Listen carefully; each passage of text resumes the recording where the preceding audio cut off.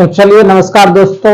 आज हम लोग पुनः आ गए हैं क्वेश्चनों के एक सीरीज लेकर के, जिसमें आपको साइंस के 30 महत्वपूर्ण क्वेश्चन आपको मिलेंगे जो क्लास 10th के लिए सबसे इंपॉर्टेंट होते हैं। एग्जाम में कई बार इन क्वेश्चनों को पूछा भी जाता है और आपके स्क्रीन पर पहला क्वेश्चन दिख रहा होगा कि मेंडल ने अपने आनुवांशिकी प्रयोग हेतु किस पौधे का प्रयोग किया था। तो आप सबों को पता होगा कि इससे पूर्व के जो क्वेश्चनों का जो सीरीज चल रहा था साइंस का, उसमें हमने डिस्कशन किया था कि मटर का ही पौधा का सिलेक्शन क्यों किया था, अन्य पौधे का भी सिलेक्शन किया जा सकता था। तो इनके पीछे क्या कहानी हम लोग बताए थे कि मटर का जो पौधा होता है इसकी विशेषता क्या थी सर। तो मटर के पौधे की जो विशेषता थी, इसकी दो महत्वपूर्ण विशेषता थी। एक विशेषता इसमें 7 अलग अलग प्रकार के गुणसूत्र पाए जाते थे। 7 अलग प्रकार के गुणसूत्र पाए जाते थे। और दूसरा इसका क्या था कि इसका जो जीवन काल था, जो जीवन अवधि था, ये आपको 2 से 3 महीना का था। 2 से 3 महीना का था, जिस कारण से कि एक्सपेरिमेंट को हम आसानी से कर सकते हैं और उसके रिजल्ट को आसानी से देखा जा सकता है, वो भी कम समय में। यही कारण था कि उन्होंने मटर के पौधों का सिलेक्शन किया। चलिए स्लाइड हम लोग 2 लेते हैं, क्वेश्चन नंबर 2 की तरफ बढ़ते हैं। और हमारा किस प्रकार के शोषण से अधिक ऊर्जा मुक्त होती है। हालांकि जब आप शोषण पढ़े होंगे तो शोषण का मतलब होता है सांस लेना और छोड़ना, दोनों की प्रक्रिया को सम्मिलित रूप से क्या कहा जाता है, श्वसन कहा जाता है। क्या कहा जाता है, रेस्पिरेशन कहा जाता है। इनहेलिंग और exhaling of air is basically known as the क्या, आपको रेस्पिरेशन कहलाएगा। तो शोषण बेसिकली 2 प्रकार के होते हैं। कितने प्रकार के होते हैं, 2 प्रकार के होते हैं। शोषण मुख्यतः 2 प्रकार के होते हैं और दोनों प्रकार के शोषण में पूछा गया है कि किस प्रकार के शोषण से अधिक ऊर्जा मुक्त होती है। यानी कि शोषण 2 प्रकार का, एक शोषण कौन है, वायवीय शोषण जिसको एरोबिक रेस्पिरेशन कहते हैं, और दूसरा है कि अवायवीय जिसको हम लोग बोलते हैं अनारोबिक। तो अवायवीय शोषण किसकी उपस्थिति में होगा, नाम में है वायु यानी कि ऑक्सीजन की उपस्थिति में होता है। ऑक्सीजन की उपस्थिति में होता है, किसकी उपस्थिति में, ऑक्सीजन की उपस्थिति में। जबकि ये ऑक्सीजन की अनुपस्थिति में भी हो सकता है। ऑक्सीजन की अनुपस्थिति में हो सकता है, किसकी अनुपस्थिति में, ऑक्सीजन की अनुपस्थिति में हो सकता है। और एरोबिक वायवीय शोषण में आपको जो ऊर्जा मुक्त होता है वो आपको 38 एटीपी, कितना, 38 एटीपी। और इसमें कितना ऊर्जा मुक्त होता है, 2 एटीपी ऊर्जा मुक्त होता है। तो आप इससे अनुमान से आप निकाल सकते हैं और इसको देख के आप अंदाजा लगा सकते हैं कि किस प्रकार के शोषण से अधिक ऊर्जा मुक्त होती है, तो किस प्रकार के शोषण से, वायवीय शोषण से अधिक प्रकार की ऊर्जा मुक्त होती है। तो ऑप्शन नंबर हमारा ए हो जाएगा इस क्वेश्चन का राइट आंसर। चलो हम लोग क्वेश्चन नंबर 3 की तरफ बढ़ते हैं। और क्वेश्चन नंबर 3 क्या है हमारा, क्वेश्चन नंबर 3 हमारा है कि मानव में नर जनन ग्रंथि क्या कहलाता है। तो नर जनन ग्रंथि क्या कहलाएगा, वृषण कहलाएगा। क्या कहलाएगा, वृषण कहलाएगा, वृषण कहलाएगा, टेस्टिस कहलाएगा, वृषण कहलाता है। चलिए नेक्स्ट क्वेश्चन की तरफ चलते हैं। और क्वेश्चन नंबर 4 है हमारा कि जीवन की एक महत्वपूर्ण विशेषता क्या है कि हमेशा वृद्धि विकास चलते रहता है। वृद्धि तो कुछ समय के बाद रुक जाता है लेकिन विकास हमेशा चलते रहता है। तो पूछा कि जीवन की एक महत्वपूर्ण विशेषता क्या है, कि वृद्धि होना जीवन की एक प्रमुख विशेषताओं में से एक है। तो हम लोग आसानी से क्या मार सकते हैं, वृद्धि में लगा सकते हैं। और वृद्धि हमारा किस ऑप्शन में है, ऑप्शन बी में है। चलिए क्वेश्चन नंबर हम लोग 5 की तरफ बढ़ते हैं। 5 में क्या है कि स्वपोषी पोषण होता है। स्वपोषी पोषण मतलब सर पोषण की वैसी विधि जिसमें कोई जीव स्वयं से भोजन बनाता है, उसे हम लोग क्या बोलते हैं, स्वपोषी पोषण बोलते हैं। तो इसमें देखिए पौधा खुद भोजन तैयार करता है और किसकी उपस्थिति में, सूर्य के प्रकाश की उपस्थिति में, हरित लवक की उपस्थिति में अपना भोजन तैयार करता है। लेकिन कुछ कंडीशन में जितने कुछ प्रोटोजोआ है, कुछ प्रोटिस्टा है और कुछ प्रोकैरियोटिक्स भी है, अपना भोजन स्वयं बनाता है। इसीलिए इन सबों को भी हम लोग स्वपोषी पोषण में शामिल कर लेते हैं। इस प्रकार से जब हम लोग देखेंगे तो हमारा क्या हो जाएगा, ऑप्शन ए और सी दोनों हो जाएगा, ए और सी दोनों हो जाता है। तो स्वपोषी पोषण 2 प्रकार के, स्वपोषी और परपोषी। स्वपोषी में कोई भी जीव अपना भोजन स्वयं से बनाएगा, जबकि परपोषी में दूसरे एक जीव भोजन के लिए दूसरे जीव पर निर्भर रहता है। चलिए हम लोग आते हैं क्वेश्चन नंबर 5 की तरफ। ये अच्छा क्वेश्चन है। ग्लाइकोलाइसिस होता है, किसमें ग्लाइकोलाइसिस सर होता है, तो ग्लाइकोलाइसिस बेसिकली क्या होता है, देखिए शोषण से पहले 2 प्रक्रिया से गुजरना पड़ेगा तब शोषण होता है। एक तो ग्लाइकोलाइसिस और एक होता है क्रेब्स चक्र, यानी कि शोषण से पूर्व जो है 2 प्रक्रिया से गुजरना आपको पड़ेगा तब शोषण होता है। वो दोनों प्रक्रिया क्या है सर, शोषण से पहले की ये घटना है, पहले की अभिक्रिया है। पहला होता है ग्लाइकोलाइसिस, ग्लाइकोलाइसिस, ग्लाइकोलाइसिस ग्लाइकोलाइसिस। और ये ग्लाइकोलाइसिस जो है ये किसमें होता है? ये ग्लाइकोलाइसिस कोशिका के कोशिका द्रव में होता है, कोशिका के कोशिका द्रव में होता है, कोशिका के कोशिका द्रव में ये संपन्न होता है। और दूसरा क्या होता है सर? क्रेब्स साइकिल, क्रेब्स चक्र जिसको बोलते हैं। ये दोनों जब तक नहीं होगा, जब तक नहीं होगा तब तक हमारा शोषण नहीं होगा, यानी कि शोषण से पहले ये दोनों अभिक्रियाएं होती है किसी भी कोशिका में। और बोलेगा कि ग्लाइकोलाइसिस की प्रक्रिया कहां संपन्न होती है? तो कोशिका के कोशिका द्रव में संपन्न होता है। तो कोशिका द्रव हमारा इसका राइट आंसर हो जाएगा। जबकि जो माइटोकॉन्ड्रिया है इसके बारे में आप लोग पढ़े होंगे कि वायवीय शोषण किसमें होता है? माइटोकॉन्ड्रिया में होता है। चलिए हम लोग बढ़ते हैं नेक्स्ट क्वेश्चन। क्वेश्चन नंबर हमारा है 7 और क्या कहता है? तंत्रिका तंत्र की संरचनात्मक और क्रियात्मक इकाई को क्या कहते हैं? ये तंत्रिका तंत्र बताए थे उस दिन भी कि न्यूरॉन कहते हैं। क्या बोलते हैं? न्यूरॉन कहते हैं। जबकि किडनी की संरचनात्मक इकाई को हम लोग क्या बोले थे? नेफ्रॉन बोले थे। लेकिन यहाँ पूछा है तंत्रिका तंत्र, तो तंत्रिका तंत्र की संरचनात्मक इकाई को न्यूरॉन, जबकि किसकी? किडनी की संरचनात्मक इकाई को या गुर्दा जिसको बोलते हैं, किडनी की संरचनात्मक इकाई को क्या बोलते हैं सर? नेफ्रॉन बोलते हैं। क्या बोलते हैं? नेफ्रॉन बोलते हैं। चलिए हम लोग नेक्स्ट क्वेश्चन बढ़ते हैं, क्वेश्चन नंबर 8 की तरफ बढ़ते हैं। कौन सा एंजाइम वसा पर क्रिया करता है? एंजाइम बेसिकली क्या है? विटामिन है सर। और ये किस पर कौन सा एंजाइम वसा पर काम करता है? तो कौन सा वसा पर काम करेगा? तो वसा पर हमारा काम करता है लाइपेज। कौन सा काम करता है सर? लाइपेज करता है। लाइपेज क्या है सर? एंजाइम है। और एंजाइम बेसिकली क्या है? विटामिन है। वो किस पर काम करता है? वसा पर काम करता है। किस पे काम करता है? वसा पर काम करता है। क्वेश्चन नंबर 9 की तरफ बढ़ते हैं कि पौधों में जनन अंग क्या कहलाते हैं? तो पौधे में जनन अंग कहाँ पाए जाते हैं? तो पुष्प में पाए जाते हैं। किसमें पाए जाते हैं? पुष्प में। किसमें पाए जाते हैं? पुष्प में पाए जाते हैं। किसमें? पुष्प में पाए जाते हैं। हालांकि हम लोग बताए भी थे, इसके बारे में हम लोग बताए भी थे कि यहाँ जो है पौधे का भोजन कहाँ तैयार होता है? पत्ती में। पत्ती से पौधे के भोजन को पौधे की कोशिका के विभिन्न कोशिकाओं तक पहुंचाने का काम जिस ऊतक के द्वारा किया जाता है उसे हम लोग फ्लोएम कहते हैं। यानी कि इससे पहले के लेक्चर में हम लोगों ने इसके बारे में विशेष जानकारियां दे रखा है। अब चलिए, मस्तिष्क का कौन सा भाग शरीर की स्थिति तथा संतुलन का अनुरक्षण करता है? हालांकि जब हम लोग ब्रेन पढ़ेंगे तो ब्रेन के 3 पार्ट होते हैं। फोर ब्रेन है, ये मिड ब्रेन है, ये हमारा हिंड ब्रेन है। और हिंड ब्रेन में ही हमारा क्या आ जाता है? मेडुला ऑब्लंगाटा आ जाता है। तो चलिए, यानी कि हम लोग बात कर रहे हैं अनुमस्तिष्क की। और अनुमस्तिष्क का काम बेसिकली क्या है? अनुमस्तिष्क का काम हो जाता है क्या करना? अनुमस्तिष्क का काम हो जाता है कि शरीर की स्थिति और कंट्रोल करने का काम किस मस्तिष्क के किस भाग के द्वारा किया जाता है? वो है अनुमस्तिष्क। क्या है? अनुमस्तिष्क है। चलिए लोग क्वेश्चन नंबर आ जाते हैं 10 की तरफ, 11 की तरफ। किस पौधे में रंध्र अनुपस्थित रहता है? हम लोग बताते कि रंध्र पत्तियों में पाया जाता है। पत्तियों में जो छिद्र आपको दिख रहा होगा वही रंध्र है। रंध्र का काम क्या है? गैसों का विनिमय करना, गैसों का एक्सचेंज करने का काम कौन करता है सर? रंध्र करता है। लेकिन किस पौधे में, जो ऑप्शन दिया गया है इसमें से किस पौधे में रंध्र यानी कि वो छिद्र नहीं पाया जाता है? वो पौधे है नागफनी। कौन सा पौधे है? वो है नागफनी। इसमें रंध्र नहीं पाया जाता, इसका मतलब इसमें गैसों का एक्सचेंज नहीं होता होगा। चलिए आते हैं कि BS जो है, BS4 का संबंध किससे है? BS क्या है? भारत स्टेट है। क्या बेसिकली इसका फुल फॉर्म क्या है सर? कि भारत स्टेट है। भारत स्टेट है। और इसका फुल फॉर्म क्या है सर? फुल फॉर्म क्या है बेसिकली? कि एक बेसिकली वायु प्रदूषण को कंट्रोल करने के लिए इसका स्थापना और इसका हम कहते हैं कि एस्टेब्लिश किया गया था। तो वायु प्रदूषण यानी कि गाड़ी से जो निकलने जहरीली गैसें हैं उसको कंट्रोल करने के लिए BS4 का स्थापना किया गया था। तो हम लोग कह सकते हैं डायरेक्टली कि BS4 का संबंध किससे है? वायु प्रदूषण से है। इससे है वायु प्रदूषण से। तो हमारा आंसर क्या हो जाएगा? C is the right answer. चलिए हम लोग क्वेश्चन में बढ़ते हैं 13 की तरफ। रक्त में ऑक्सीजन का वाहक होता है। ऑक्सीजन का वाहक कौन होगा रक्त में? हीमोग्लोबिन। कौन होगा? हीमोग्लोबिन। कौन होता है? हीमोग्लोबिन। हमारा आंसर क्या होना चाहिए इसके अनुसार से? ऑप्शन C हमारा राइट आंसर हो जाएगा। हीमोग्लोबिन क्या है सर? रक्त में ऑक्सीजन का वाहक है। और रक्त का कार्य भी क्या है सर? ऑक्सीजन का, ऑक्सीजन को शरीर के विभिन्न कोशिकाओं तक पहुंचाने का काम रक्त का होता है। किसका काम होता है? रक्त का होता है। कहां से लेता है सर ऑक्सीजन? फेफड़ा से ऑक्सीजन लेगा और शरीर के विभिन्न कोशिकाओं तक पहुंचाने का काम किसके द्वारा किया जाता है?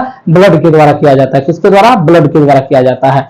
चलिए हम लोग नेक्स्ट क्वेश्चन बढ़ते हैं और क्वेश्चन हमारा 14 होगा। निम्नलिखित में से किस हार्मोन को बर्थ हार्मोन कहते हैं, जिसको जन्म हार्मोन भी कहा जाता है? वो ऑक्सीटोसिन हार्मोन है। कौन सा हार्मोन है? Oxytocin hormone. कौन सा होगा?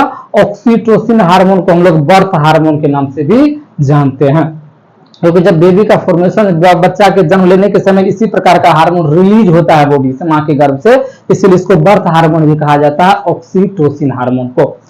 चलिए हम लोग बढ़ते हैं नेक्स्ट क्वेश्चन की तरफ कि बीज विकसित होता है, बीज बीजांड में विकसित होता है। बीज किसमें विकसित होगा?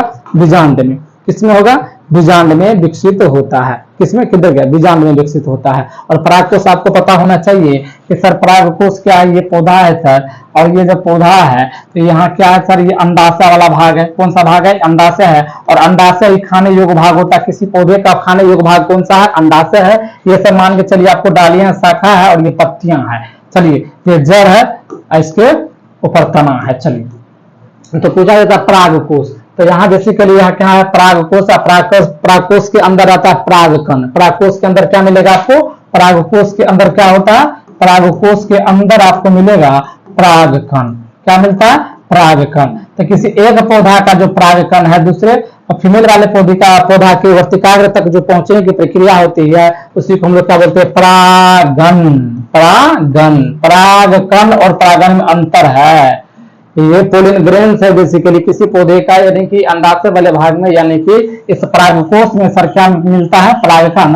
और किसी एक पौधा का जो परागकण है, मेल में परागकण होता है, और फीमेल के वर्तिकाग्र तक इस परागकण को पहुंचाने की प्रक्रिया क्या कहलाता है? परागण कहलाता है। क्या कहलाता है?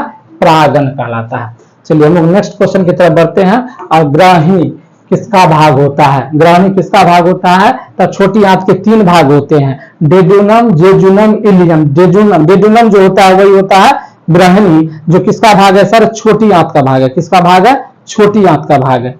किसका भाग है? छोटी आंत का भाग है।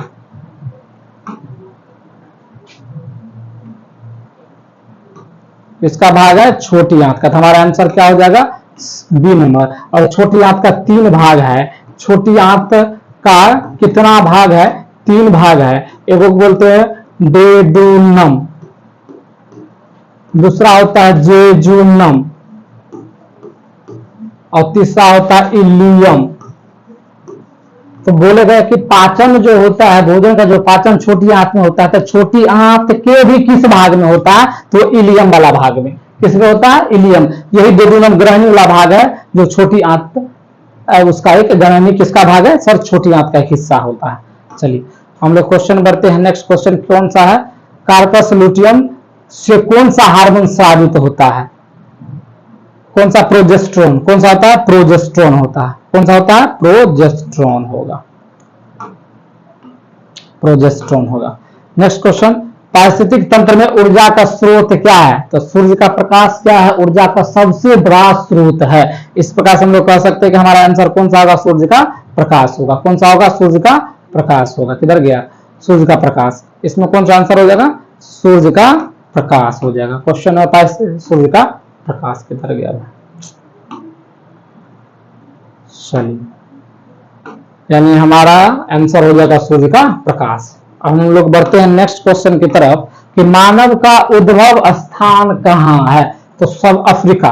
कहाँ है? अफ्रीका। हालांकि ये जीके जीएस का क्वेश्चन बन जाता है, हालांकि साइंस में इसको नहीं पूछना चाहिए था, फिर भी बेसिक जानकारी की यदि पूछ दिया है जिसको हम लोग आसान भाषा में रट सकते हैं कि कहां से उद्भव हुआ है? अफ्रीका से। कहां से हुआ है? अफ्रीका से। इसको आसानी से रटा जा सकता है, तो हमारा आंसर हो जाएगा अफ्रीका, सी।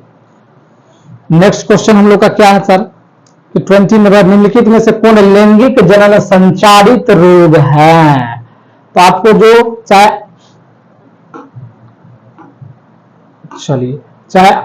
आपको ये आंत्र ज्वर है, ज्वर मतलब बुखार है, यानी शरीर के अंदर जो बुखार होता है उसको आंत्र ज्वर कहा जाता है, तो ये भी लैंगिक जनन संचारित रोग है। और आपको यदि सुजाक आपको दिख रहा होगा, नहीं ये नहीं, यानी सुजाक और एड्स ये देख रहे हैं ना, सुजाक और एड्स क्या है? लैंगिक जनन संचारित रोग है। यानी इस प्रकार से हमारा आंसर हो जाएगा बी और सी दोनों हो जाएगा।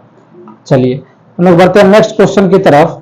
और क्वेश्चन है कि मानव गुर्दे का आकार कैसा? अभी बताए थे कि किडनी का आकार कैसे? सेम के बीज के आकार के समान होता है। इसका आकार कैसा आकार होगा? सेम के बीज के आकार के समान इसका आकार होता है। तो आंसर हमारा क्या हो जाएगा? सी हो जाएगा सर।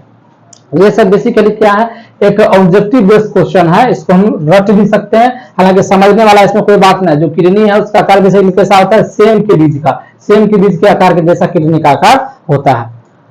तो यहाँ समझने वाली कोई विशेष बात नहीं है। किशोरावस्था में होने वाले शारीरिक परिवर्तन के कारण क्या होता है? किशोरावस्था में होने वाले शारीरिक परिवर्तन का कारण क्या है? तो इसका आंसर होगा, आपको इसका आंसर हो जाएगा ए और बी दोनों।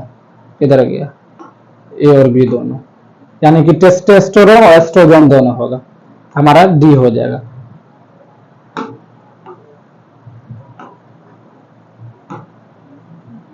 यौन परिपक्वता की अवधि को क्या कहते हैं? तो यानी क्या कहते हैं, यौवना आरंभ कहते हैं। यौन परिपक्वता के मतलब यौन में, यौना अवस्था में जब मेच्योरिटी आने लगता है तो उस अवस्था को हम लोग क्या बोलते हैं, यौवना आरंभ बोलते हैं। क्या बोलते हैं, यौवना आरंभ बोलते हैं। क्या बोलते हैं, यौवना आरंभ बोलते हैं। इसलिए बी हमारा राइट आंसर हो जाएगा इस क्वेश्चन का।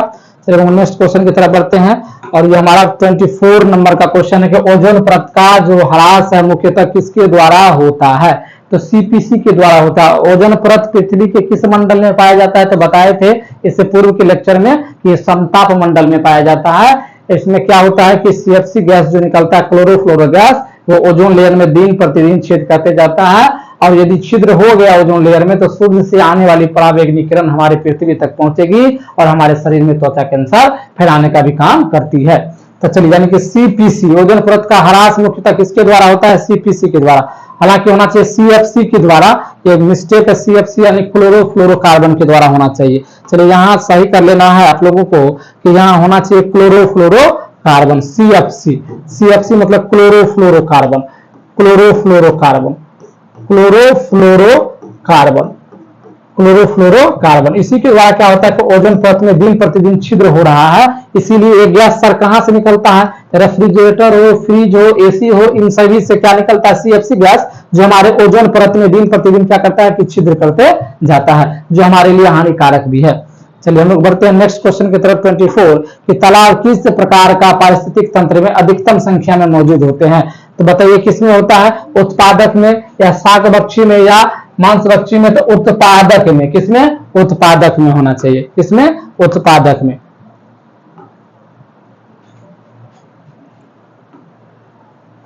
नेक्स्ट क्वेश्चन हमारा क्या है कि जीवों की उत्पत्ति के पहले पृथ्वी पर निम्नलिखित में से क्या नहीं था?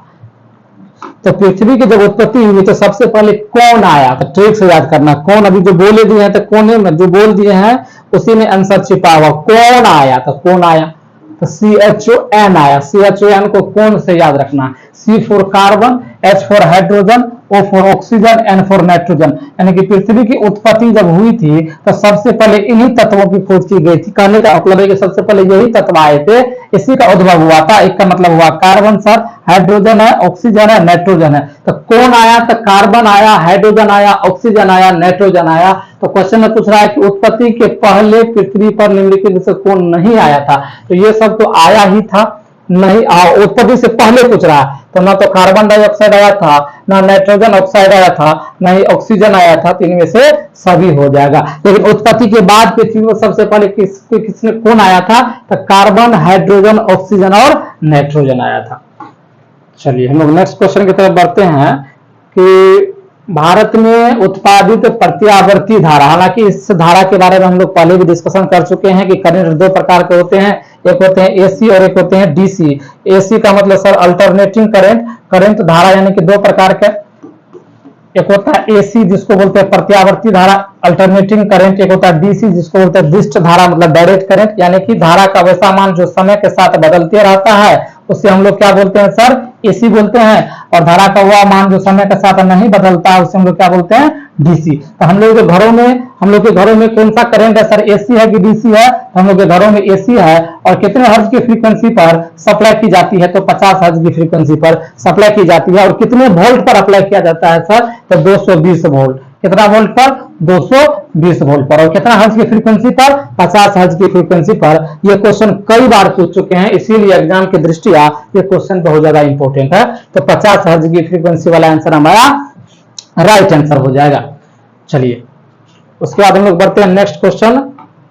एक माइक्रो एम्पियर विद्युत धारा का मान कितना होता है? तो माइक्रो का मतलब 10 की पावर -6, माइक्रो का मतलब सर, माइक्रो का मतलब 10 की पावर -6, माइक्रो का मतलब माइक्रो एम्पियर का मतलब 10 के पावर -6 एम्पियर। यही बोल देता कि नैनो एम्पियर, नैनो एम्पियर यदि पूछ देता तो 10 के पावर -9 एम्पियर पूछा भी जा सकता है। एंगस्ट्रम, एक एंगस्ट्रम बराबर कितना? 10 के पावर -12 मीटर। तो ये पूछा जा सकता है। तो एक माइक्रो एम्पियर में पूछा था 10 के पावर -6 एम्पियर हो जाएगा। चलिए हम लोग नेक्स्ट क्वेश्चन की तरफ बढ़ते हैं और नेक्स्ट क्वेश्चन हमारा है कि नरोरा नाभिकीय विद्युत संयंत्र किस राज्य में है? नरोरा बेसिकली किसमें? राजस्थान में है। किसमें है? राजस्थान में है कि विद्युत संयंत्र है, यहाँ से विद्युत उत्पादन किया जाता है। और यहाँ राज्य कौन सा होगा सर? नरोरा किसमें है? तो राजस्थान में। किसमें है? राजस्थान में है, राजस्थान में।